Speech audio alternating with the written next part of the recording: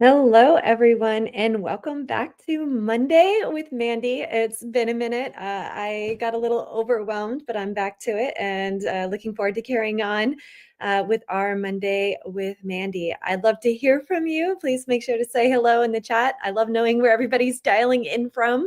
It's delightful seeing people from all over the world coming together for art.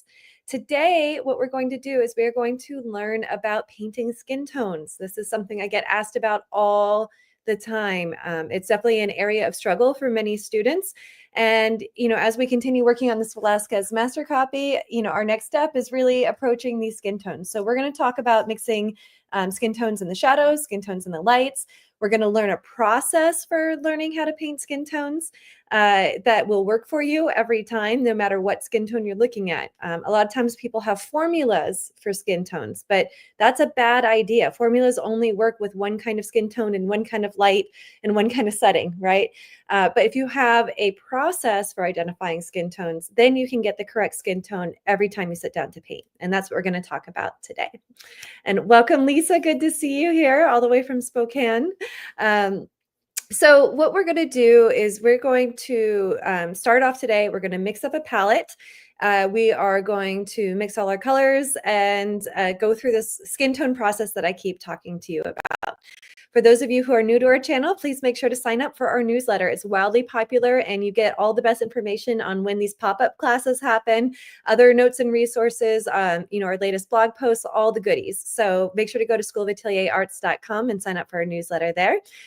Also, I have something special for you guys today because I keep getting asked about what paint are you using, what canvas are you using, what palette should I use, all these things. And so I made an entire blog post outlining all of the things that I use. So you can look at that here. So if you go to schoolofatelierarts.com/oil-painting-materials-list, you can find a list with links to all the materials that I'm using today. And hopefully that will help you in your own painting journey. So I put that together for you while I was on my little hiatus. Okay. All right. So let's just jump right into it. An hour isn't a lot of time, and we have a lot of information to cover here. So again, I'm just going to pull you in nice and tight here. We are going to be working on this Velasquez master copy today. Why isn't it letting me pull you in tighter? Sorry. Lots of funny noises here. I just want to make sure that you guys get the best view here as we're working. Okay, so there's a few things going on with our painting that I want to talk about before we even start. So we've been kind of picking away at this over the weeks. Earlier, we did a lot with the lace painting. We talked about how edges and shape really have an effect. And we've done basically what's called our first pass on these. Now, we're going to continue picking away. We're going to do skin tones today. And then after we get our first pass down, we're going to continue on with a second pass, right? So we're going to really show you how to take a master copy, how to really learn from a master copy, but also take it all the way to a finished level. Now, it's been a few weeks since I've seen you all. And so what's happened is that our paint has dried and it's done something called sinking in. Now, this term gets thrown a lot in atelier circles and in oil painting circles, but what it really means is that when oil paint dries, especially the darker colors, they get lighter than what you expect. So even though when you varnish it at the very end, it's going to go back to being dark again, we're in the stage of a painting where we are mid-painting and our darks have gotten a little bit lighter because they have sunk in. There's a few ways that artists deal with this issue. One is that some artists use a spray retouch varnish in between layers. I personally hate adding anything to my painting that I know the old masters didn't have access to. So I'm generally against the spray varnish in between layers. I just don't trust that we have a long-term understanding of what that's going to do to our paintings. Another option is to take refined linseed oil and to just rub a little bit on your painting. That is an option available to you. But again, generally we want to paint fat over lean, and pure linseed oil is very fat. And if you put it over something underneath it that has more pigment in it, it's lean. But the problem is when you want to paint on top of it, all of a sudden you're reversing the fat over lean order of things. So I personally prefer to just repaint areas if it's bothering me that they aren't quite the right value. So because we have so much dark next to the skin tone that we're going to be attacking today, I might repaint this area just to get the true value as a comparison. The problem when you paint on a sunken painting is that all of a sudden are adjusting to a color that feels too light and you make everything else too light by comparison. Whereas if you go ahead and darken it back in, you'll get a better sense of what's going on with the relationships of your colors. Okay, so please don't hesitate to ask any questions that you may have in the chat. I'm here for you anytime. And please make sure to like and subscribe to this channel. We're going really in depth. This isn't a channel for people that are dabbling. This is a channel for people that actually want to learn how to paint. Now, that being said, you don't have to be experienced, but you do have to be ready to really geek out on painting with me. So welcome to all of you. If this is your first time joining us, welcome. I hope you enjoy the channel. For those of you who are returning oil painting fanatics, we're really going to get into it today with skin tones, because skin tones are neutral and chromatic at the same time. They're one of the hardest things for artists to learn how to paint, and we're really going to do a deep dive today. Okay, without further ado, I'm going to grab my palette and brush, and we're going to have at it. Okay, so really quickly, what's on my palette here? I've got something on the back of my palette. I'm working with a titanium white, a cadmium yellow, I added this yellow ochre on my palette because when we paint skin tones, we're often neutralizing colors. And this is just a cheat, right? This is just this yellow that's been warmed up a little bit and neutralized. But instead of having to neutralize it myself, I'm starting with a neutral color. So it's just kind of a little cheat sheet. I have a cad red, ultramarine blue, and an ivory black. And again, on that list that I showed you earlier, I'll put it back up briefly here. You can get access to links to everything that I use. I just made this whole blog post to help people out because I get asked so often about how to do this or what materials I'm using.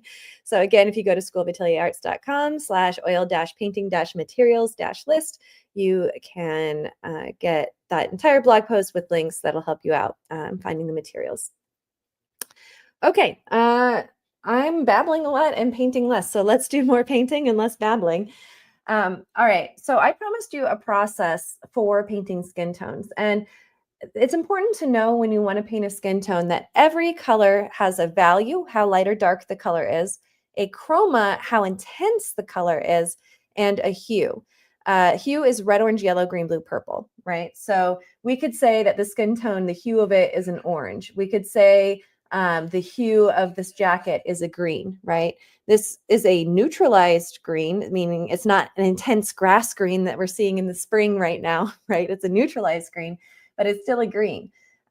So we have to ask ourselves when we're trying to paint different skin tones, what is the value, what is the chroma, and what is the hue? If we treat skin tones as a value, chroma, hue problem, we won't get distracted by, oh, I need skin color and make up some absurd color that doesn't make any sense for our project, okay?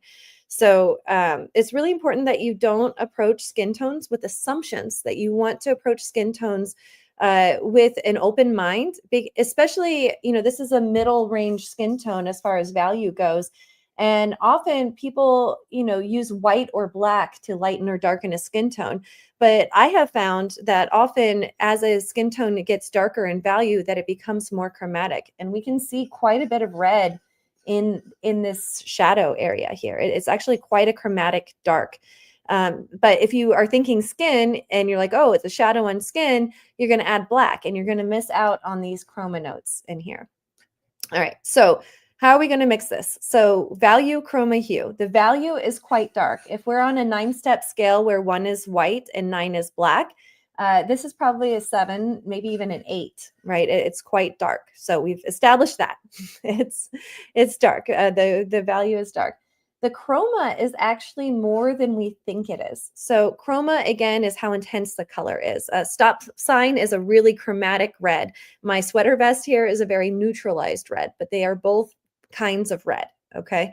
So we have a slightly neutralized red, but really why it's hard to see is because the value is so dark. So when colors become really dark or really light, they become more difficult to see. So what we want to make sure that we're doing is even if a color is dark, we don't want to just reach for our black.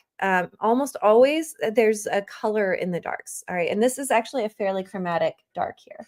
So we have the value, we said a 7 to 8.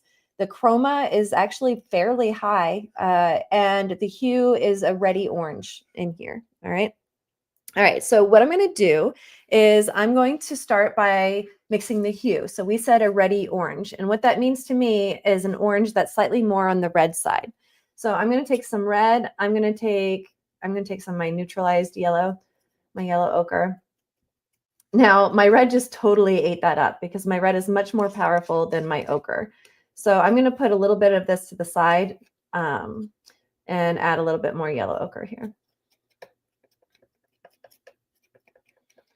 All right, so this is our hue. We said the hue was a reddy orange, and we are mixing a reddy orange.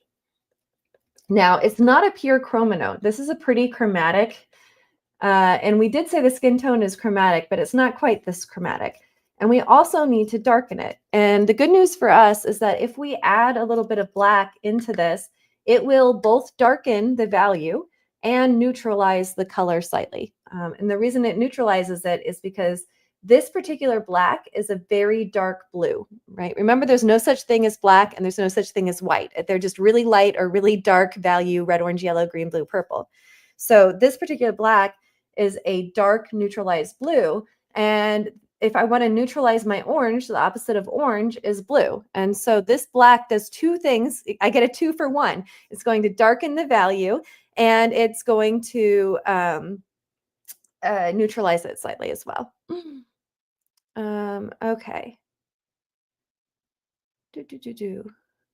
I'm getting some weird message, but I think it's okay. You guys let me know if the stream gets disrupted, if you can. All right, so I'm darkening this value here. All right, and so now I have a dark reddy orange that is slightly chromatic, right? This is much more chromatic of a dark than just my blue. So when I'm holding that up, do you see how we've come quite close? And, you know, I can even put a note down here. All right. So do you see that we have dark, but we still have color in there? This is the hardest thing for people when they're painting shadows, to see both, that it's dark in value and that it has a little bit of color in it. All right. So step 1 is we mixed our color here. And I'm just going to spread it around a little bit. We did talk about how in the beginning today, we talked about sinking in, right? And it's really hard to tell if you actually have the right color if what's next to it is not accurate. And because this is sunk in, it's gotten lighter than it actually is. I want to repaint at least this little section here to get the true color, because I don't want to compare this color to the sunk in color. I want to compare this color to the true color. Okay, so this color too, by the way, is not just a black. You know, a lot of people see something really dark and they just get their black paint and they put the black down. But this is actually has some red in it, this dark here. So I'm going to go ahead and take a little bit of my red and I'm going to mix some black into it, you know, because it's a lively black. If you're looking at your painting and you feel like, okay, there's a lot of darks on it, but it feels like a black hole, like it's sucking you in, it's often because it's a really cold black that you've painted and you haven't found the color in your black. If you use pure ivory black, it's a very cold black, and it's going to give you that like black hole feeling. So unless you're painting something that is for sure a very cold dark, almost always you're going to add some color to your black. So I'm going to put this side by side. And I know it can be difficult. Yeah, it's so dark that you guys can't really see, but it does make a difference. It makes a lively black in here. All right, so I'm just going to repaint some of this area here. You know, eventually I could repaint the whole head if I really wanted to, but I really, right now, I'm just caring about the relationship between this dark hair and the shadow side of the face here. I often talk about using a brush that is proportionate to the space that you want to paint. This brush is, oops, I got a little bit of dirt on my brush. This brush is a little bit small for this area, so I should probably switch.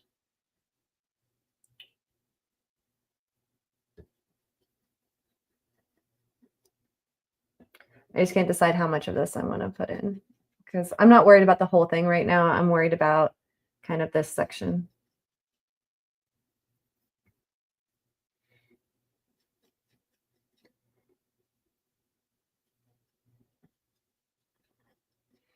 And yeah, this is like super dry and super sunken here. All right, we'll let that be for now. All right, so now we have a much truer relationship that we can compare. And you can even see, I can tell that you can see in the video quite well that, this is quite a bit of difference, even though I'm painting the same color that I originally painted under here. It's just that this is sunk in, and that's what sinking in does. When dark colors dry, they get lighter in value. So there's a question in the chat about what brush I'm using. I am a big fan of these, I guess they're from Utrecht, which is now owned by Blick. And it's a filbert, and it's a synthetic bristle. It's a little bit softer. I have a preference for slightly softer brushes. Some artists like really stiff, bristle brushes, but I find that I like a little bit of softness in my brush. It picks up a little bit more paint than other brushes. And I have the link on that materials list if you want to check out. There's a direct link to the Blick site with these on that blog post I showed. And here, I'll throw it up again for a second. I'm so proud I finally got this blog post put together. So if you go to this website, there's a link directly to the brushes that I'm using. And again, that's schoolofatelierarts.com/oil-painting-materials-list. Someday I'll figure out how to make shorter URLs. Okay, but yeah, I love these brushes. I try lots of different brushes. I also am a big fan of the Rosemary & Co. Brushes. She hand makes the brushes, and they're really beautiful. They're made in England. With all the tariffs and stuff, if you like Rosemary brushes, get them soon. Um, but yeah, I don't know. Sometimes I find that the more consistent you are with your materials, then the less brain power you have to use up on materials, and the more brain power you have to use for painting. So I started using these brushes pretty early on, and I've married them at this point. I don't want to distract myself with a ton of other brushes when these do the job for what I want. I especially like a filbert. So a filbert is a flat brush that's been rounded on both sides. But I especially like it because I can get into tiny corners with these. I can do thin lines using, the brush, just the tip of the brush. I can, paint more thickly, using the broad side of the brush. So I just find them to be a really versatile brush. And those of you who have been training with me for a while know how much I hate washing brushes, right? So I like to have 1 or 2 brushes max when I paint because I hate washing them. But excellent question. Okay. All right. So I'm going to go back into here and I'm going to focus first on the moment around the ear, and then we'll talk about the ear. Remember that whenever you're bringing 2 colors together, you're actually drawing. Sometimes people think that drawing and painting are different things, but there's no such thing. Painting is drawing is painting in many ways. And so as I bring these 2 colors together, I want to make sure that I'm not losing my drawing here. Now, and I also want to ask myself, what kind of edge are they making? And it's actually a fairly soft edge. So it's like we can see the line into the neck, but it's a very soft edge. It's not a harsh edge. It's a hard thing for students to be able to see and create an accurate line that is also a specifically drawn edge, because when it's soft, it's hard to tell exactly where one ends and the other begins. And this is one of the skills that, comes with practice, especially when you train in an atelier. And this is one of those advantages of learning with an atelier trained artist, right? You can spend 10 years trying to learn this on your own, or you can spend much fewer years getting coached by somebody who knows how to do it to kind of help you get on the right track. For those of you who might be interested in atelier training, the School of Atelier Arts runs an online program called Atelier Painting Bootcamp. You can learn more on our website, schoolofatelierarts.com. But we coach you directly 2 times a week while you work on projects. We have pre-recorded videos that you can follow along with, and then you meet with real atelier instructors. You get to meet with me, and I coach you along and help you stay on track.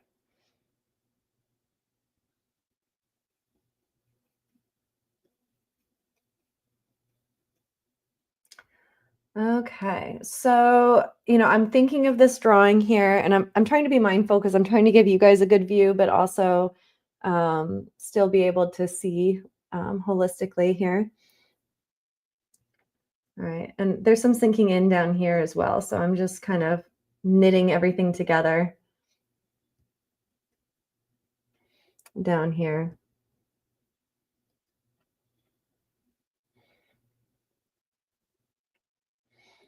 And continue bringing these two colors together. Now that I've brought these two colors together, you can really see what the relationship is. And it looks like my skin tone might be a tiny, tiny bit chromatic. So I'm going to neutralize the skin tone that I painted there just a little bit. Keep in mind that even though I have the reference to the dark on this side, I still have pure white canvas on this side, and that can be very misleading sometimes. So you want to be really careful that that you're not making too drastic of decisions until you get your canvas covered. You'll hear this in ateliers a lot, like just get your canvas covered, get your canvas covered, because this white is so untrue to the final color that it can really skew what you're doing. So we're going to work on just getting this dark color painted in. While I'm doing this, I want to be mindful of what is the actual shape going on here. So, for example, this is representing the hair, but we have some of the shadow coming in slightly above it, right? So it's important that you understand what's what on your painting as you're working on it. And then the shadow is coming up this way and kind of up over here into the eye. All right, so we have an idea of where the shadow we're working on right now is going to go. Now, we're going to primarily work on this area, but there's interesting things going on here because we have hair back here leading into skin tone, leading back into facial hair. All right, and it's all very, very soft edges. We also have this really bright pink note here. And so there's 2 ways we can deal with this. We can just paint it the same as this other color, and then when it dries, put a highlight on top, or we can kind of include it now. So if I were to mix up that pink color, I'm going to mix my red with white, and it's an orangey pink, so I'm going to put a little bit of yellow in there. My brush was a little dirty, so I'm going to try again, this time with a cleaner brush. When your brush is dirty, it neutralizes the paint.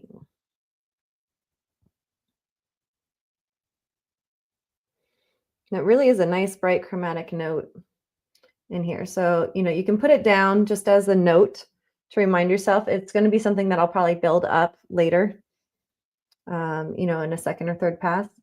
And then, of course, we have the skin tone around it.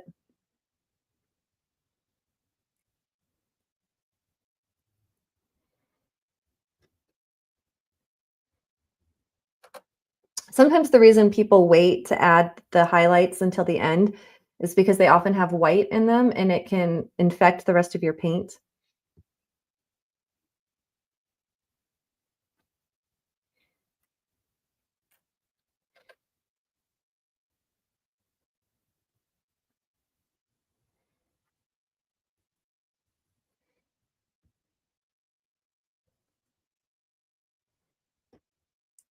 Okay, going back to the skin tone, it's a little darker by the ear, so I'm darkening my skin tone color.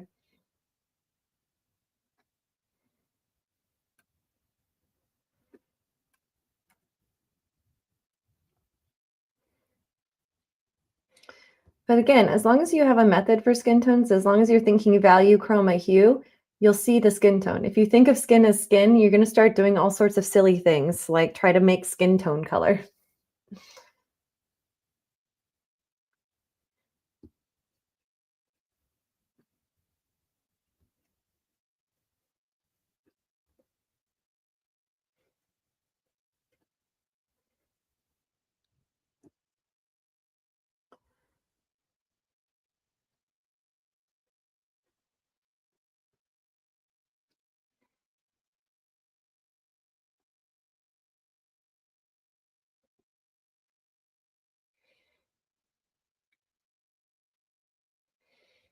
Okay. Now, up here, the skin tone is starting to get a little bit more neutral than it is down here. This is where it's the most chromatic. And as it crawls up the face here in this shadow area, it's starting to get slightly more neutral. So I'm going to pull in some of this black from the hair, both to soften the edge and to neutralize this color slightly. You know, it's tempting to have these really harsh lines between the hair and the face, but really this is a lost edge that's coming from the hair right into the face.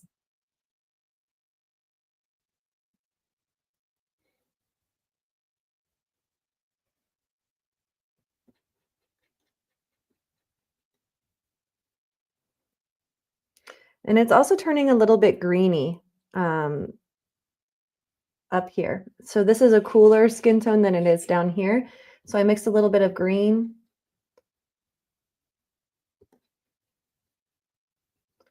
And it looks like that's too light, so I'm going to darken it with some black.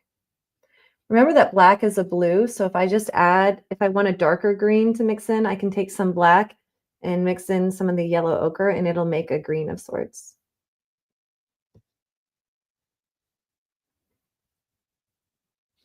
I need a clean napkin here. I'm polluting my paint.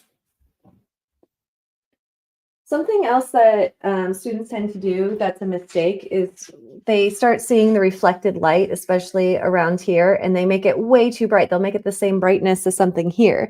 And we don't want to do that because, you know, the more important thing, big ideas over small ideas. This being a side plane in shadow is a way bigger, way more important idea than this reflected light. So as we work, we want to make sure to do that. I see, welcome, David. Welcome to our class today. So David has a question, which interview of yours is the most in-depth? So I actually, if you go to the School of Atelier Arts, I have a list of podcasts that I've been on. So if you just search for podcasts on the School of Atelier Arts website, I think one of my favorite podcasts I've ever done was the Rebel Rebel podcast. So I would try that one. That one's more about the philosophy of art than it is about technical drawing and painting, but it's my favorite one. I don't know if that answers your question about which one's the best, but that one's my favorite. If you're looking for technical knowledge, then obviously this live stream, the Mondays with Mandy and the School of Atelier Arts YouTube channel are your best bet.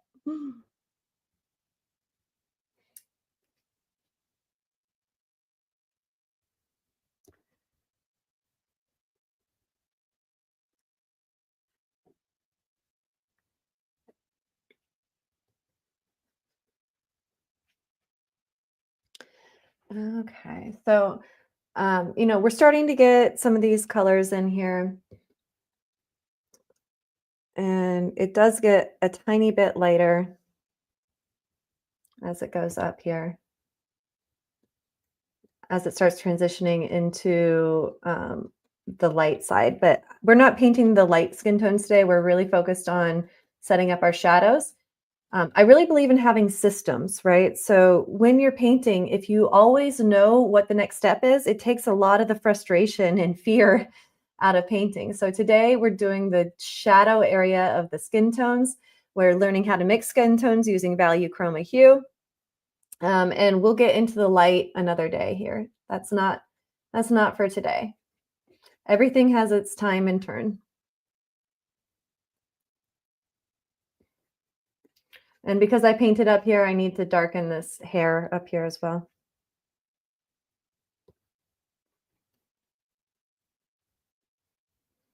And keep in mind, this is the first pass. A lot of what we're doing on the first pass is setting the big ideas. And in the next pass is when we really refine the big ideas.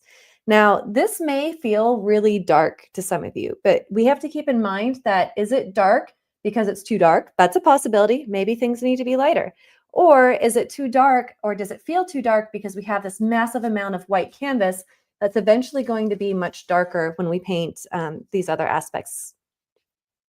Um, so it's really important to keep in mind that our interpretation of color can be heavily skewed when the color next to it is so far off of what the final color will be. So there's another great question in the chat. Am I still running the Da Vinci Initiative? So I used to run the Da Vinci Initiative as a nonprofit organization. I still run the Da Vinci Initiative YouTube channel, and I still occasionally add content there. So I encourage you to check out the Da Vinci Initiative channel if you like this one. In particular, if you're interested in drawing, we have an extensive bark plate class on the Da Vinci Initiative YouTube. But the Da Vinci Initiative has morphed into the School of Atelier Arts. So most of the lesson plans and content have transitioned into the School of Atelier Arts. Um, but if there was something from the Da Vinci Initiative that you just loved and you can't find, you can always write me at Mandy at School of Atelier Arts, and I can help locate it for you or send it to you. 'Cause I still have all the archives. Okay. Now we do have some reflected light in here, but we don't want to make the mistake of making it too bright. That's a very, very common mistake. So I'm going to add a little bit of yellow in here because my yellow is lighter and it's going to feel a little brighter in here. And I'm going to start knitting it in with these darker areas of the face. And these are all very soft edges. So we see this division between the jawline and the hair, but it's very, very soft. It's very, very subtle.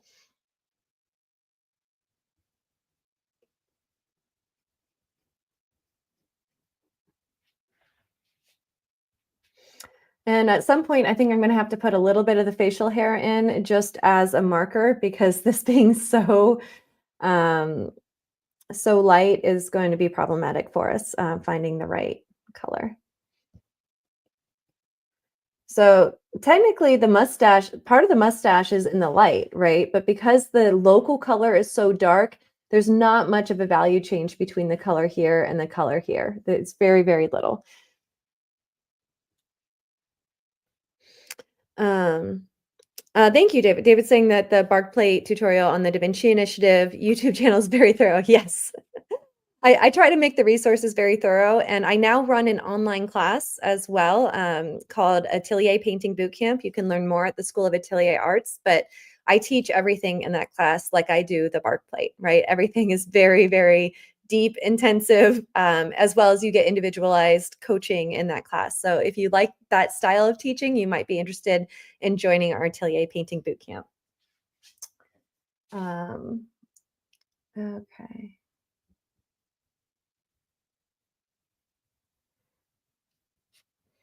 Okay, so we have this more transition. So we have this shadow under the neck, then a little bit of the skin tone peeping through that's in shadow, and then this beard situation going on here.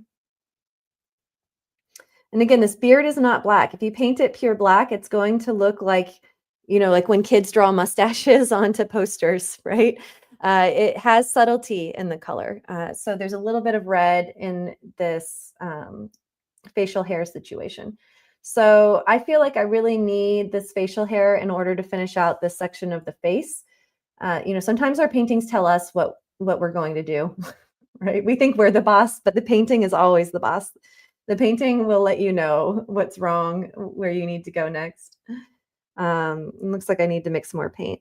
Do you see how I'm starting to paint really thin? It's because I didn't want to take the time to mix up new paint. And that's a bad choice. Like if you're out of paint, mix new paint. That seems like such a simple piece of advice, but so many times students run out of a color on their palette and then they start using the wrong color just because, they don't want to stop their thought process to get to remix the color that they actually need. It looks like this down here can be darker. It got sunk in.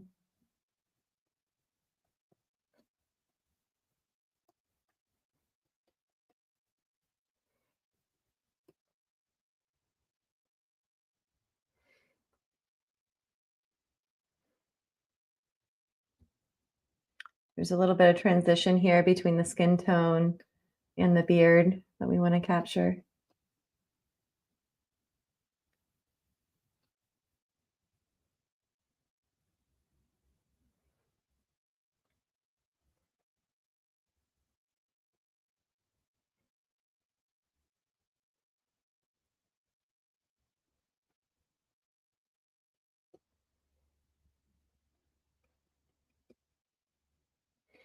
And again, just because there's reflected light down here doesn't mean that we need to go crazy light. It's just a little bit lighter, like a half step lighter. Reflected light is not at all as bright as many people think it is.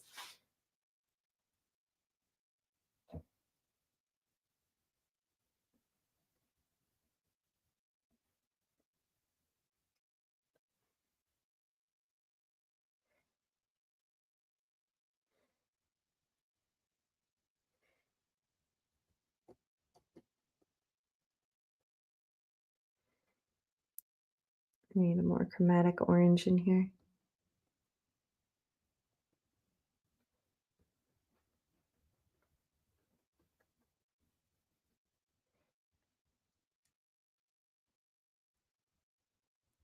I see a slight drawing problem, like this collar needed to be over just a little bit.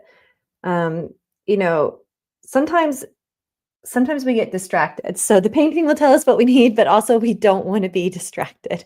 So, but in this case, this drawing issue is affecting this shape that's part of our skin tone problem that we're working on today. So I'm going to go ahead and make just a little bit of adjustment because this collar is going down, through the inside of the eye. And right now, mine's too far to the right. So I'm going to adjust this collar over just slightly.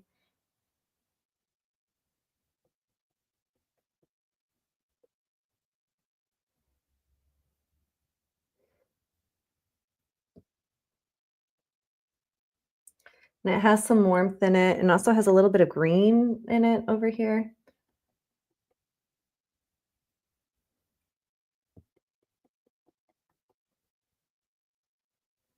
And that dark little bit needs to be moved over. That's part of the problem with the drawing.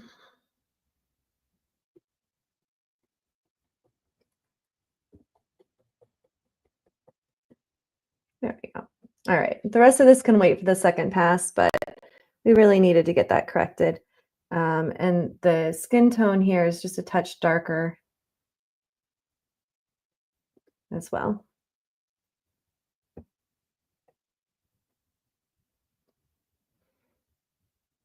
Okay. Oh, and Ellen, welcome back. So happy to see you here. Glad I was back. Yeah, I honestly, sometimes I'm always telling my students, be brave. But I had a moment where I got a little overwhelmed by the streaming. So now I'm back on the wagon. I'm back on track, and it's really great to see all of you. And welcome back. Um, it sounds like Ellen was fixing a painting. Yes, whatever scraps are left over. Yes, you don't want to be scraping your palette. If when you are ready, Ellen, to sign up for the class, you're going to be hearing that from me a lot for the when we see you in the boot camp. And David saying that he was listening to the interview with the guy in Australia. Yes, Jeffrey Mims is somebody that I trained with just for a summer. So I don't want to say that I'm like, a true student of his, but I did spend 6 weeks training with him. And he's wonderful. He's very gifted in his art. Carol is asking, do you use additional brushes for lighter values to avoid polluting? Oh, this is a great question. I hate washing brushes. I'll do anything I can to not wash brushes. So I've kind of developed a technique to not pollute. And so what I do, like right now I have dark on my brush. So if I want to get the dark off I have light on my brush. I lied. All right. So I have white on my brush and I want to go to dark without polluting it. So what I'll do is I will wipe off my brush as best I can. Then I'll take a little bit of dark and go back and forth with the dark like this, wipe that off, and then I'll go into my dark color. And I'll do the opposite if I'm going from dark to light. But it's a great question. There is occasionally a little bit of pollution, but also almost all colors are slightly neutralized. So unless I need a pure chroma note, I'm not pulling out a new brush. I hate washing brushes. But that should really be my tagline, like, "Mondays with Mandy, I hate washing brushes." Uh. Oh, Ellen's mentioning the cloth back here. So, this cloth is actually a project that I'm working on in the boot camp. We're picking up starting tomorrow at 9 a.m. in the boot camp, and we're going to be doing the next pass on this. So, if you're interested in learning how to paint cloth, all the video series, just like we do with the bark plate or other things, are in the online Atelier Painting Boot Camp. You can learn more at School of Atelier Arts. But this unit is only going to be up until June 1st, and then it gets taken down. So if you're interested in learning how to paint cloth, you have till June 1st to join the boot camp and catch up with us. Okay. All right. So carrying on here, we're doing okay on time. So my goal for today is going to kind of to connect the goatee into the side of the face here. All right, and we have slightly more neutralized, kind of a greeny black coming in here.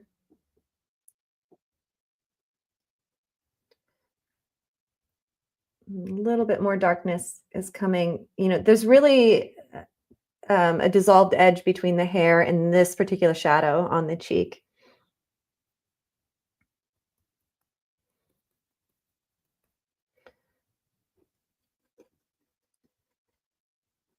And I'm just trying to get this canvas covered right now. Now, typically I'd use a bigger brush for this space, but because we have a lot of nuance between this core shadow going down the cheek and this reflected light, I feel like this brush is doing the job that I want it to do.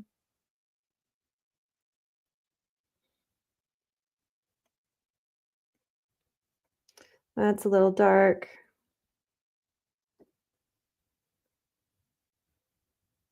That's a little light. I want something in between. Now keep in mind there's the goat or the mustache here, but there's also the shadow is coming up above the mustache. So the shadow is a slight greeny color, and then the mustache is a little bit colder.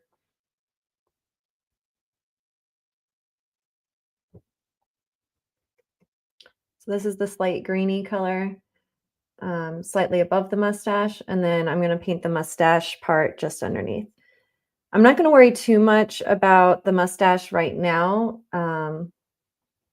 That's too dark. It has some more red in it.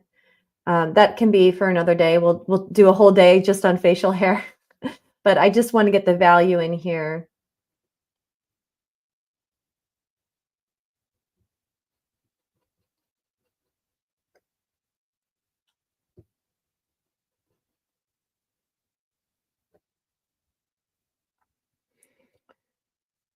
Because it's really difficult to paint a skin tone when you don't have the relationships that you need.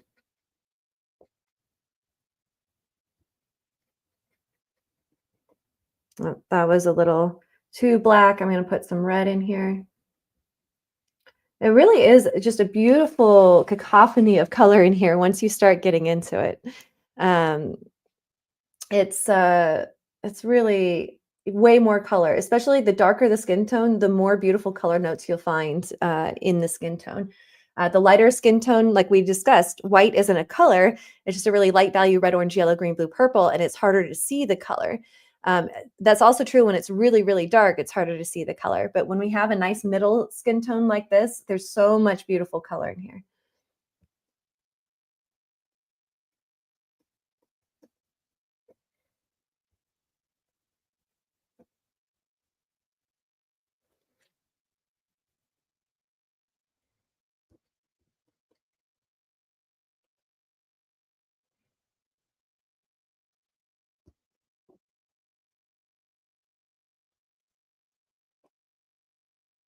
It's a lot easier to neutralize than to make something more chromatic. So if you're unsure, I encourage students to, go a little more chromatic than they think that they need to be.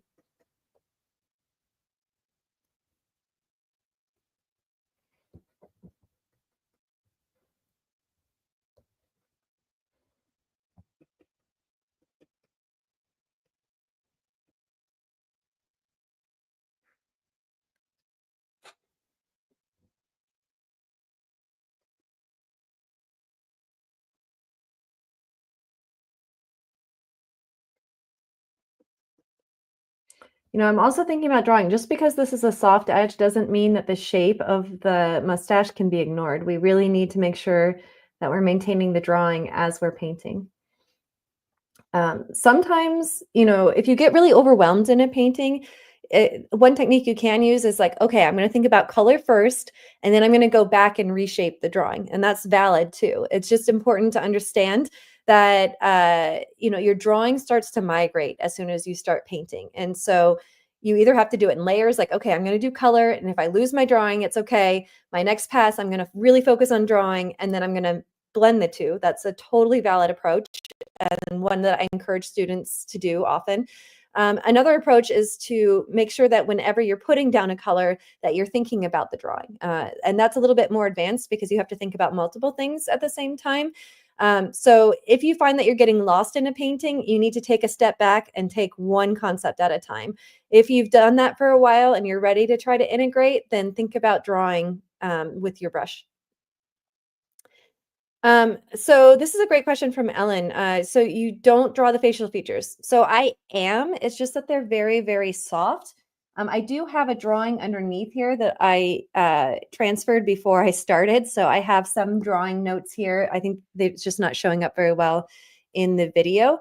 Um, and this that's a great there's a great couple questions from Ellen. So she's also saying, do you just keep going section by section? Yes and no. I'm being very methodical. I'm working from shadow to light. Now I did treat the clothes as one section for educational purposes, but if I were painting this just for me, I would have gotten all my shadows in the hair and the face and here first, and then the lights. But because we were focusing on just lace painting the other day, in the earlier Monday with Mandy's, I treated it as kind of its own section. And now I'm treating the face as kind of its own section. But eventually we're going to have to do a pass that really unifies the sections. So there's a great question in the chat. Are there any resources you know of that focus on research into teaching realism to school students? That's a great question. There are not a lot of resources. There is one gentleman, Emilio Longo, that wrote a thesis on atelier training in K-12 schools. It's Emilio Longo. He's an Australian art education researcher.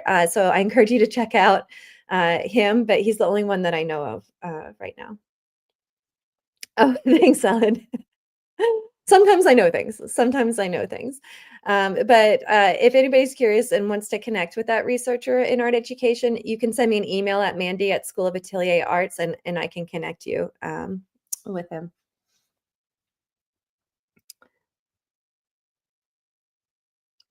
It's definitely an area of need. So if any researchers or educators are watching today and you're looking for a thesis project, I would be more than happy to help you, connect you with anybody you need to produce quality research into teaching realism schools in the public schools.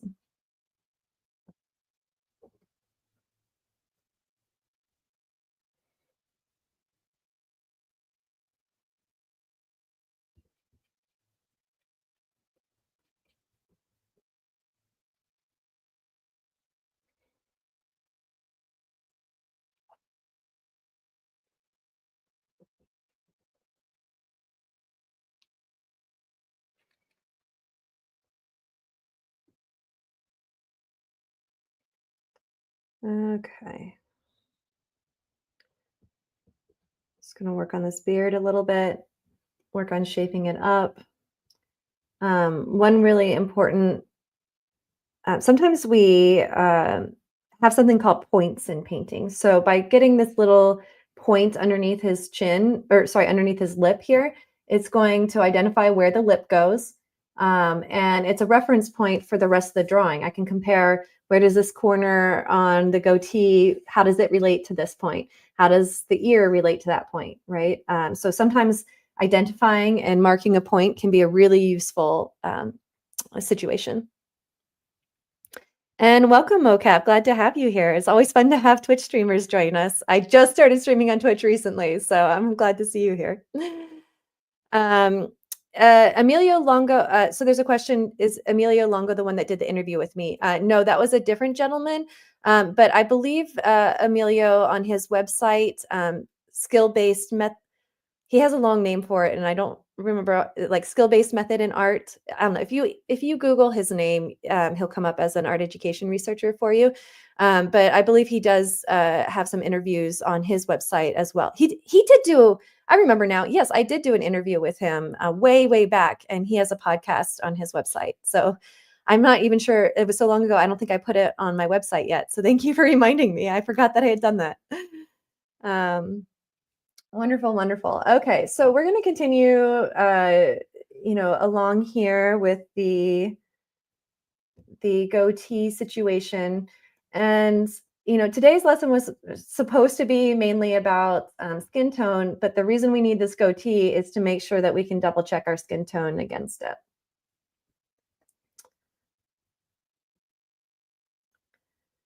All right. Oh, and the beard here on this side is actually getting a little bit colder. So there's a lot of red and orange undertones here, and there's actually some green undertones here on this side. So subtle things that often get lost, especially when students are new, because when they see something dark, they're like, "Oh, it's black, it's black," but it's not just black. There's no such thing as black. Black is just a really dark red, orange, yellow, green, blue, or purple. All right, that was probably too light.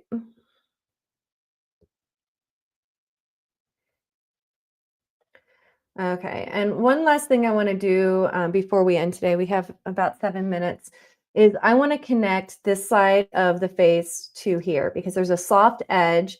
We have this greenish neutralized background, and we have the soft edge leading into the beard. And I really want to, and this beard is connected into the hair as well. And I really want to get this drawing nailed. There's kind of this feeling of straightness on the side and then an angle in, and I'm kind of losing that as I've been painting. So I'm going to extend the beard out to create that shape, and then I need to mix the background color and cut in to clarify this shape.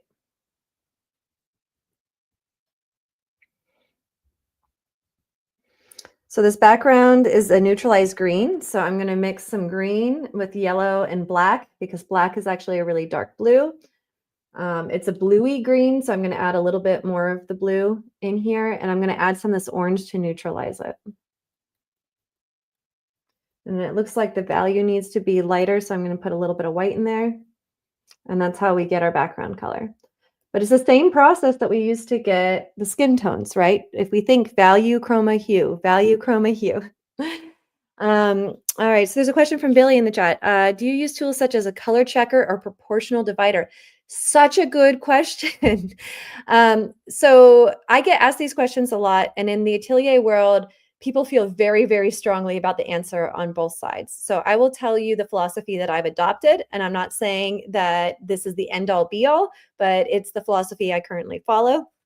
Let's talk about each of those separately. So a color checker, so there's something called Munsell, and there's a bunch of color chips, and you can hold them up and match that way, or you can paint on a clear piece of plastic and then hold it over. In this case, a master copy, it's easy to do that, to check your colors. Now, I personally prefer not to use those things because I want to train my eye without that. And also it's important. I'm about to go on a rant. I'm about to go on a rant. So, all right. So there's something called sight size color, and there's something called relational color. Now, if you look at a window or a light bulb, that is a pigment that does not actually exist. We have no paints that we can put on our palette that is that light in value. And so we have to choose between using, say, here, I'm going to put my palette up in front of you. If I want to paint a light bulb, I can use the lightest thing on my palette that's white, or I can use a chromatic color like this yellow to show the light bulb. Now, neither of these are bright enough, but white is my very lightest value, so I can choose the value. Or like the light bulb is also very chromatic, so I could choose the yellow, but do you see that the yellow is darker than the white? So I'm sacrificing the true value to get the chroma, or I can sacrifice the chroma to get closer in value, but I cannot have both. As soon as I add yellow to my white, it darkens it in value. So the reason I'm saying this is that there are not enough chips to hold up to match every color that our eyes see. Our eyes can see colors that we do not have pigment for, colors that are really light, colors that are really dark, and colors that are really chromatic. Especially like pink flowers, we do not have excuse me. We do not currently have a pigment that is as chromatic as some of the pink flowers that we see. Excuse me. I got too excited. So if you want to make your pink flower look really chromatic, you can neutralize what's around it, like kind of how this is a neutral color, and then put a nice pink on top of it, and it'll feel brighter, but you can't actually match the pigment. We don't have that pigment. So that's a really great question, Billy. The other part of your question, sorry, just to clearly answer your question, Color Checker is a useful tool if you understand its limitations. But if you assume that you can mix any color, you're going to get into trouble with the color matching because you actually aren't going to be able to match the right color. The other question is a proportional divider. I see that more often used in sculpture. It's fine when you're doing site size copy like this. You can measure the width of this and directly put it over here. I don't have a problem with those types of tools because I think it helps you learn how to see better. But the one drawback is that students start to get really dependent on that. And like this drapery, for example, is site size, so you can still measure it, right? But if I want to go paint the tree that's outside, I'm not going to paint a canvas that's the size of the tree. And maybe I don't have enough space to step back far enough to, put it on my canvas, like because the house is in the way or something like that, right? So there are real life applications of something that you really want to paint. And if you're dependent on that measuring tool to get an accurate result, then you're limiting your abilities as an artist. So I don't mind when students start out, but I will also, in my online painting class that I teach, the Atelier Painting Bootcamp, I will let students use those tools in the beginning, and then I will start giving them problems that those tools can't help them with so that I know that they have the skill set that they need to paint anything that they want. I often tell my students in the boot camp, I'm not teaching you how to paint. I'm teaching you how to teach yourself how to paint well, right? I'm not telling you, here's the formula for skin tones. I'm teaching you, here's how to think about skin tones, value, chroma, hue, right? So I really believe in teaching my students processes that will work for them every time instead of formulas. I don't believe in formulas. Oh, Ellen's starting to know me too well, I think. Yeah. So I hope that answers your question and I didn't get too ranty on you. All right. So back to the painting. I feel like I got a touch dark here that this can be just a little bit lighter. So I'm going to mix up a slightly lighter orange in here and just lighten. And, the reason I couldn't see it is because I didn't have this reference over here. So I'm going to lighten this just a touch, not a ton. Okay. We're talking small increments of change. It's just a little bit. And now I need to adjust my darks to blend in.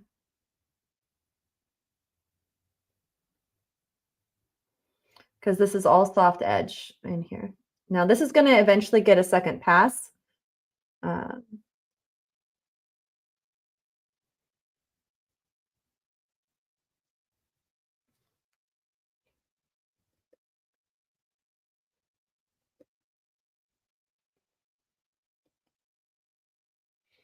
But that just needed to be a touch lighter. It's still feeling a little bit dark in the video, but it's different in person. And I'm wondering if I can get you guys a little closer.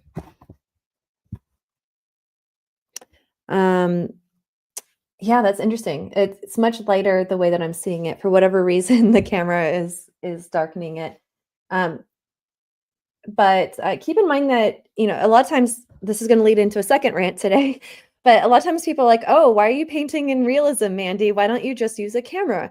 But a camera sees very differently than the human eye. And if you think about it, we have so much information. We have two eyes. We're seeing in 3D. It's massive amounts of visual information. Whereas when we, work from a photograph, the camera has already eliminated massive amounts of information. Whereas when you paint from life, you, the human, are eliminating the information. So that's the difference between what atelier trained artists do and what a camera does. And right now, the camera, it's more convenient for the camera to group these values together much darker than I'm actually seeing them in life, because that's what a camera is programmed to do, right? That's how it organizes colors and values. And that's different from the way me, the human painter, is organizing values and colors. Okay. So Lisa's asking, will I always be on 9 a.m. now? Yes, on Mondays, I will continue. I fell off the wagon a little bit, so my apologies to those of you who showed up when I was being a coward and not showing up.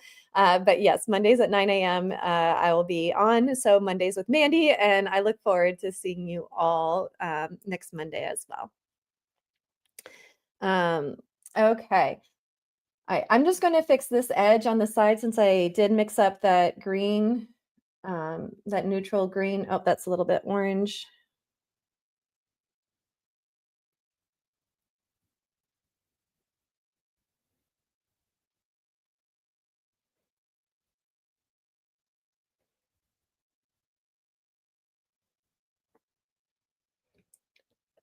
Oh, that's a little too green. I need to go somewhere in between where it was my first guess and my second guess. That's a little too light. You can tell that I'm rushing, right? I'm like, oh, I'm almost out of time. I'll just do this one thing really quickly. That's how you get into trouble.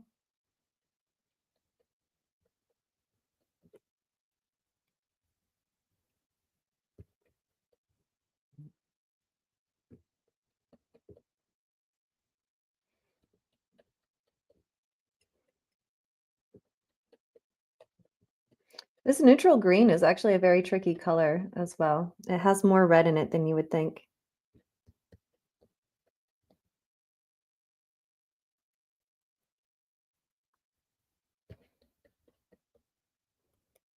And a little bit of black. Remember that black is a dark neutralized blue? See, I'm getting sucked into this color instead of...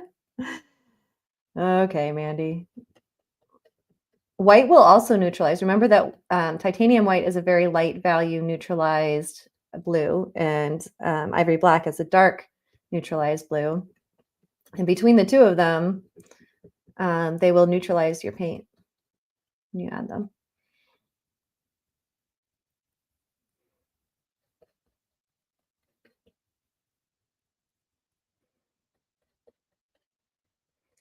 Because I was hasty and didn't quite match my color. Now I'm in a color matching spree here.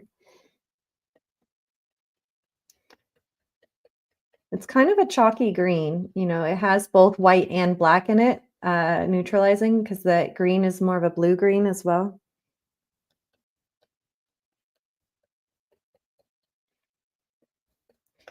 And now I'm definitely using a brush that's too small.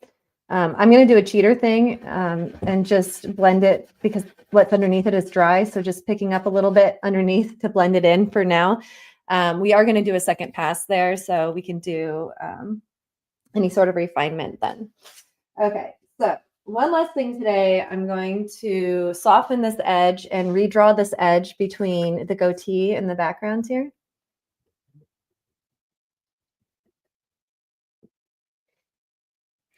And I'm going to do that by kind of working from both sides.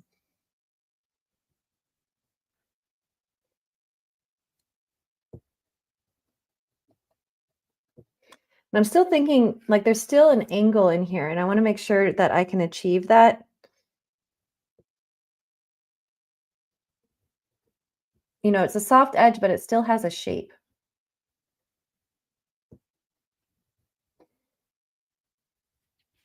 All right.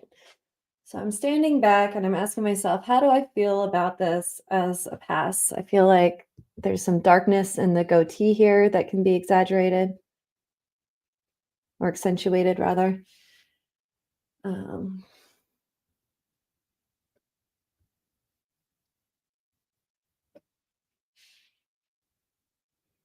Yeah, this feels to me, I'm supposed to be the expert here. It feels to me like a really good color match, and it's shocking to me how dark is showing up on the screen. But I suspect when I get the rest of this covered that the camera, it will start adjusting accordingly. But what's happening is that this is so light that it's grouping all of this together as a dark. Okay. Okay, I think that that is good for today. You got an extra 6 minutes out of me, all the ranting. Thank you for joining us today. Again, please make sure to join our newsletter. We send out information about free classes, new blog posts, all the goodies. If you want a materials list for what we did today, I just added a new blog post. I'll throw it up here. If you go here, schoolofatelierarts.com/oil-painting-materials list, you can get a list with all the links of all the materials that I'm using. And yay. Okay, so we will continue on Monday at 9 a.m. I'm no longer going to be a coward about it. And I look forward to seeing you all there. Please make sure to like and subscribe to this channel. And I look forward to seeing you next week.